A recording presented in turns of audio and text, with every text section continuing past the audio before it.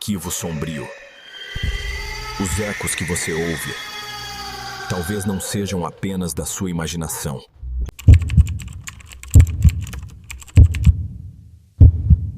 O que você faria se descobrisse que enterrou uma fortuna junto com seu pai?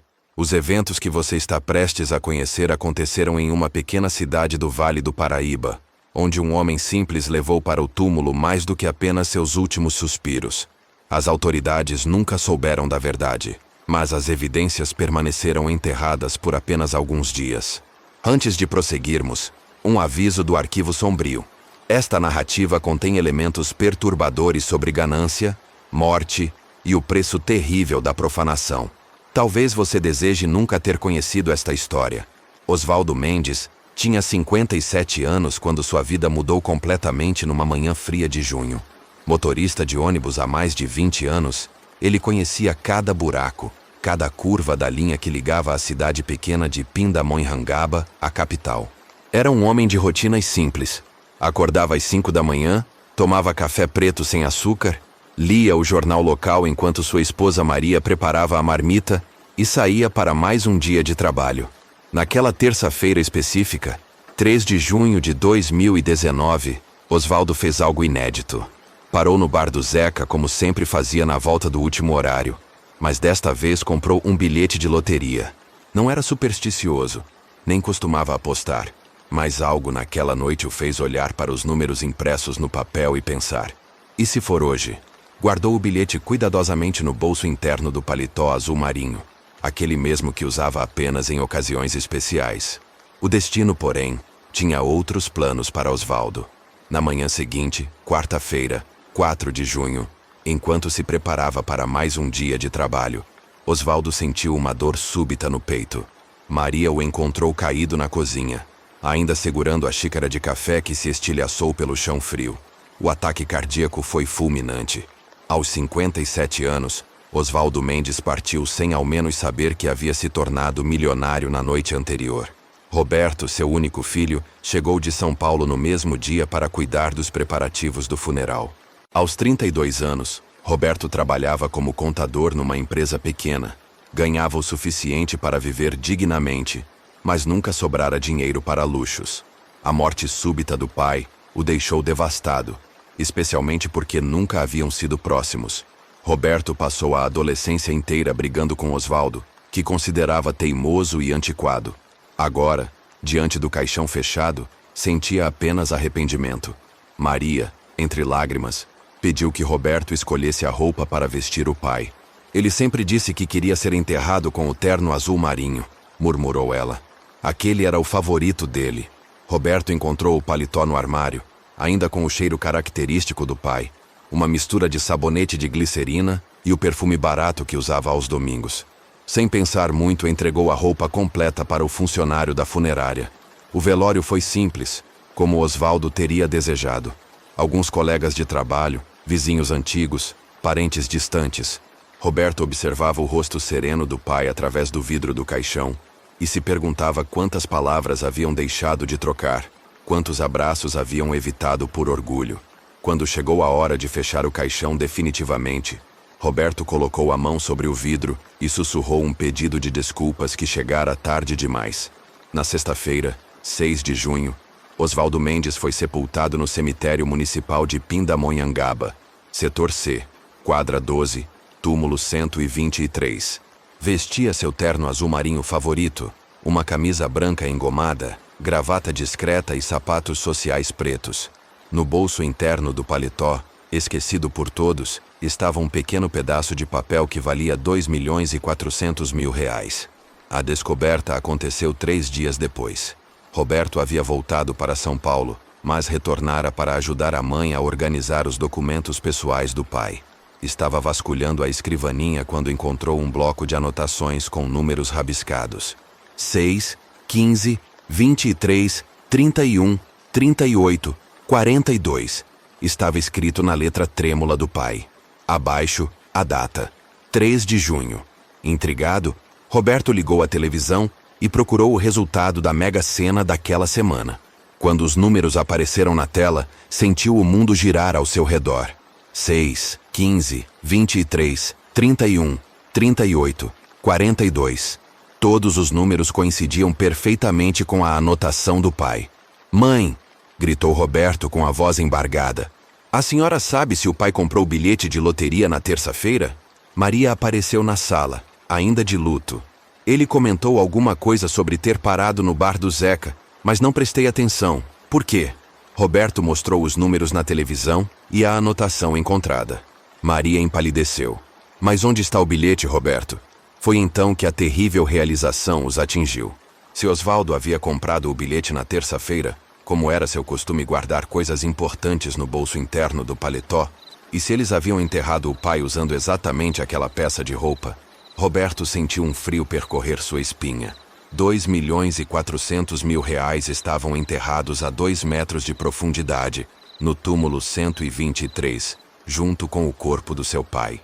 Você já imaginou o desespero de descobrir que uma fortuna está literalmente ao seu alcance, mas separada de você apenas por terra e madeira? O que você faria se soubesse que sua salvação financeira estava ali, tão perto, esperando apenas que você tivesse coragem suficiente para buscá-la? As primeiras 48 horas após a descoberta foram de pura agonia mental para Roberto. Ele não conseguia comer, não conseguia dormir, não conseguia pensar em outra coisa que não fosse aquele maldito bilhete. 2.400.000.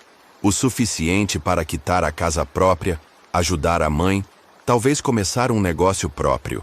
Toda a segurança financeira que sempre sonhara estava ali, a apenas alguns metros de distância. Maria tentava consolá-lo. Filho, talvez seja o destino. Seu pai sempre dizia que dinheiro fácil não traz felicidade. Mas Roberto não conseguia aceitar a resignação da mãe. Como podiam simplesmente desistir de uma quantia que mudaria suas vidas para sempre? Na internet, Roberto pesquisou obsessivamente sobre o prazo para resgatar prêmios de loteria. Descobriu que tinha 90 dias corridos a partir do sorteio. 90 dias. Isso significava que ainda havia tempo. Muito tempo. O bilhete permaneceria válido até o início de setembro.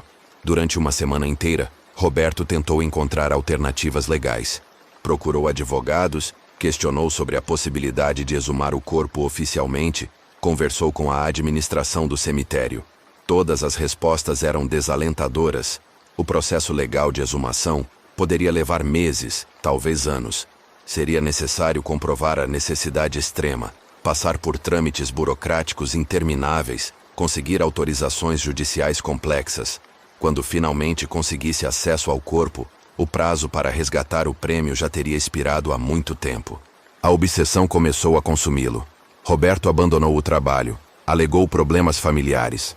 Passou os dias andando pelo cemitério, observando o túmulo do pai, calculando mentalmente a melhor forma de acessar o caixão. Conhecia aquele lugar como a palma da mão agora.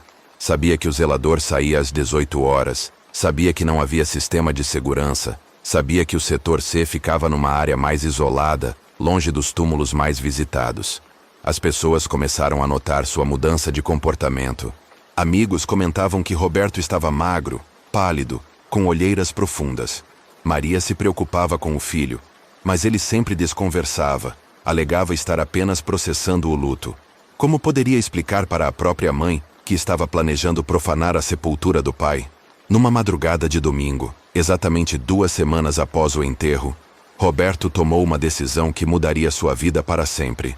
Pegou uma pá, uma lanterna, uma alavanca e dirigiu até o cemitério. Suas mãos tremiam tanto que mal conseguia segurar o volante. Estacionou numa rua próxima e caminhou até a entrada principal. O portão estava fechado, mas Roberto conhecia um ponto onde o alambrado estava danificado. Conseguiu passar sem dificuldades. O cemitério noturno era um lugar completamente diferente. As sombras das árvores criavam formas sinistras. O vento fazia as folhas sussurrarem como vozes distantes. Roberto acendeu a lanterna e caminhou em direção ao setor C, sentindo o coração bater tão forte que parecia ecoar entre os túmulos silenciosos. Assim como o protagonista desta história enfrentava seus demores internos naquele momento, convido você a se inscrever agora no Arquivo Sombrio e ativar o sino. Só assim você não perderá os próximos capítulos dessa jornada pelas sombras que muitos preferem ignorar. E me diga nos comentários, Você já sentiu o peso esmagador de uma decisão que sabia que não deveria tomar? Quando chegou ao túmulo 123, Roberto ficou parado por longos minutos, apenas olhando para a lápide simples com o nome do pai. Osvaldo Mendes, 1961-2019. Pai dedicado, trabalhador honesto. A ironia da situação não passou despercebida. Ali estava ele, prestes a desonrar a memória de um homem que sempre pregara honestidade e trabalho digno. Começou a cavar. A terra ainda estava fofa. Não havia tido tempo de compactar completamente. Mesmo assim, o trabalho era exaustivo. Roberto parava constantemente para olhar ao redor, certificando-se de que estava sozinho. Cada ruído o fazia paralisar de medo. Uma coruja piando, um gato miando, o vento balançando os galhos das árvores. Tudo parecia ameaçador na escuridão absoluta do cemitério. Depois de 4 horas de trabalho ininterrupto, a pá finalmente bateu em algo sólido. Madeira. O caixão. Roberto sentiu uma mistura estranha de alívio e terror. Estava quase lá. Limpou a terra que cobria a tampa do caixão. Procurou as fechaduras. Eram simples, barateadas. Com a alavanca, conseguiu forçar a abertura sem muito esforço. Quando ergueu a tampa, a lanterna iluminou o interior do caixão. O que Roberto viu o fez recuar instintivamente, tropeçando e caindo sentado na borda da cova. Seu pai estava exatamente como havia sido enterrado 2 semanas antes. Não havia sinais de decomposição, não havia odor de putrefação, não havia mudanças visíveis no rosto sereno. Osvaldo Mendes parecia estar simplesmente dormindo, com uma expressão de paz que Roberto nunca havia visto quando ele estava vivo. Mas havia algo mais perturbador do que a preservação impossível do corpo. As mãos do pai estavam cruzadas sobre o peito, e entre os dedos, firmemente agarrado, estava o bilhete de loteria. O papel branco destacava-se contra o tecido escuro do terno, como se estivesse brilhando com luz própria. Roberto se aproximou cautelosamente, estendeu a mão em direção ao bilhete. Quando seus dedos tocaram o papel, sentiu uma resistência inesperada. As mãos do pai pareciam estar segurando o bilhete com uma força sobrenatural, muito além do que um cadáver deveria possuir. O que aconteceria se naquele momento de desespero absoluto, você descobrisse que os mortos não entregam seus segredos facilmente? A verdade sobre o que Roberto encontraria nas próximas horas seria muito mais aterrorizante do que qualquer quantia em dinheiro poderia compensar. Roberto puxou o bilhete com mais força, sentindo a resistência sobrenatural das mãos paternas. O papel não se movia nem 1 milímetro. Era como se o próprio Osvaldo estivesse consciente, determinado a não permitir que o bilhete fosse retirado. Roberto começou a suar frio, apesar da madrugada gelada. Precisava daquele bilhete. 2.400.000 reais dependiam daquele pequeno pedaço de papel. Apoiou um pé na borda do caixão para ter mais alavancagem e puxou com toda a força que conseguiu reunir. O bilhete começou a se mover, milímetro por milímetro, arrancando-se lentamente dos dedos rígidos do cadáver. Roberto sentia como se estivesse lutando contra o próprio pai, numa batalha de vontades que transcendia a morte. Quando finalmente conseguiu liberar o bilhete completamente, um estalo seco ecoou na quietude do cemitério, como se alguma coisa tivesse se quebrado. Roberto segurou o papel contra a luz da lanterna, confirmando mais uma vez os números salvadores. 6, 15, 23, 31, 38, 42. Estava ali, finalmente em suas mãos. Sua fortuna, sua salvação. Foi nesse momento de triunfo que algo impossível aconteceu. Os olhos de Osvaldo Mendes se abriram. Não foi um movimento gradual, como alguém despertando de um sono profundo. Foi instantâneo, como se uma luz tivesse sido acesa subitamente. Os olhos que Roberto conhecera a vida inteira, aqueles olhos castanhos cansados de motorista de ônibus, agora o fitavam com uma intensidade que parecia atravessar sua alma. Roberto largou a lanterna que rolou pela cova, criando sombras dançantes e distorcidas. O feixe de luz girava descontroladamente, ora iluminando o rosto paterno, ora mergulhando tudo na escuridão absoluta. No meio daquela dança macabra de luz e sombra, Osvaldo continuava a observar o filho com aquele olhar perturbador, penetrante, acusador. "Pai!" sussurrou Roberto com a voz embargada. "Pai, É o senhor? Os lábios de Osvaldo se moveram lentamente, como se fossem feitos de madeira ressecada. Quando finalmente falou, sua voz era um sussurro rouco, carregado de uma tristeza infinita. Por que você fez isso, Roberto? Por que não conseguiu me deixar descansar em paz? Roberto tentou recuar, mas suas pernas não obedeciam. Estava paralisado pelo terror, ainda segurando o bilhete premiado numa mão que tremia descontroladamente. Eu precisava do dinheiro, pai. A gente sempre foi pobre. Esse bilhete pode mudar nossa vida. Osvaldo começou a se sentar lentamente dentro do caixão. Seus movimentos mecânicos, não naturais. A terra que havia caído sobre sua roupa escorria como água, deixando o terno azul marinho impecável. Você acha que eu não sabia do bilhete, filho? Você acha que morri sem saber que havia ganhado na loteria? A revelação atingiu Roberto como um soco no estômago. O senhor sabia? Claro que eu sabia. Conferi os números na televisão antes de dormir. Sabia que havia me tornado milionário. Os olhos mortos de Osvaldo brilhavam com uma luz que não pertencia ao mundo dos vivos. Mas também sabia que não viveria para ver o amanhecer. Sentia meu coração falhando. Sentia a morte chegando. Por isso guardei o bilhete comigo, para que vocês não fossem corrompidos por esse dinheiro maldito. Roberto balançou a cabeça desesperadamente. Não é maldito, pai. É nossa chance de ter uma vida melhor. É sangue sujo, Roberto. Dinheiro que não foi conquistado com trabalho honesto. Dinheiro que veio do acaso, da sorte, da ganância. Osvaldo estava completamente sentado agora, suas mãos estendidas em direção ao filho. E agora você profanou minha sepultura por causa dele. Desonrou minha memória. Quebrou o descanso eterno que eu tanto merecia. Roberto sentiu lágrimas escorrerem por seu rosto. Eu sinto muito, pai. Eu sinto muito. Mas preciso desse dinheiro. Não posso voltar atrás agora. Foi então que Osvaldo sorriu. Um sorriso triste, melancólico, cheio de decepção paternal. Você não entende, filho. Não há como voltar atrás mesmo. O que foi feito, foi feito. E agora, você vai pagar o preço pela profanação. Naquele momento de revelação final, algo começou a mudar no ar ao redor da cova. A temperatura despencou drasticamente, formando uma névoa gélida que se elevava da terra revirada.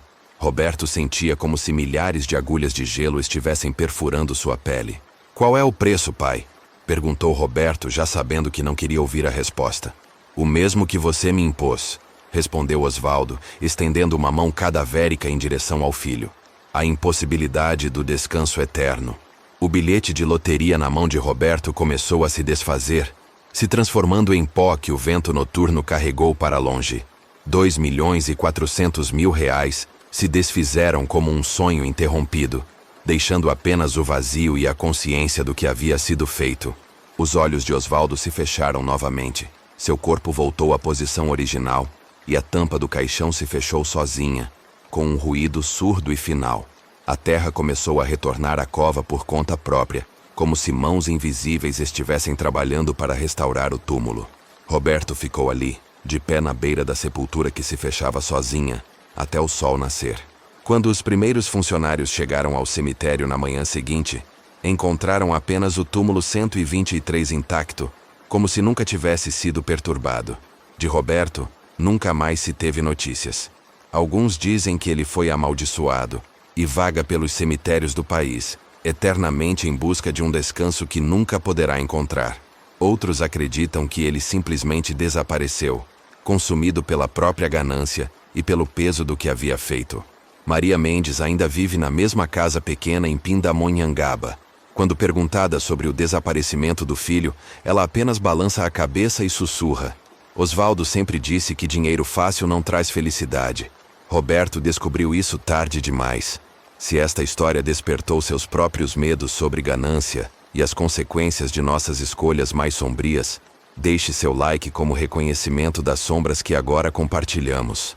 Compartilhe com aqueles que, assim como você, precisam saber que algumas histórias do Arquivo Sombrio não são apenas histórias. Nos vemos no próximo relato, se você tiver coragem de voltar.